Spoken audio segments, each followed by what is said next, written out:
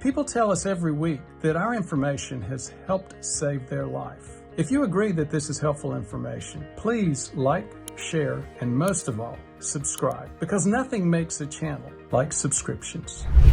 You know, this is an interesting slide. I've noticed that many times in my practice, that as people are gaining weight or people with significant weight problems tend to require more vitamin D. And I mentioned that to you, and look what you found. You want to cover that? Sure. And it's important to remember the benefits of vitamin D, because just last week we mentioned, hey, if you have hyperparathyroidism, you might want to withhold on your vitamin D supplementation. So this also breaks this sometimes paradigm that all supplements, and especially natural supplements, are always healthy and you can consume them as you want. There's always an opinion, a scientific opinion behind any supplement. The truth is, supplements are not as researched and not as investigated as medications, even though they might have some effects. Now, talking about vitamin D, it does help a lot in decreasing inflammation overall on the metabolism in general. But what they found in this research was they compared patients from the VITAL study, and we mentioned about the VITAL study in the past, how the VITAL study came to a conclusion that vitamin D is not helping, but there were a lot of holes on their methodology and the way they were doing that research. However, in this one, and this was published on JAMA, one of the more important journals on medicine, and they took people from that VITAL study who were supplemented with vitamin D at 2,000 units a day versus placebo, and they compared the effects on vitamin D depending on the BMI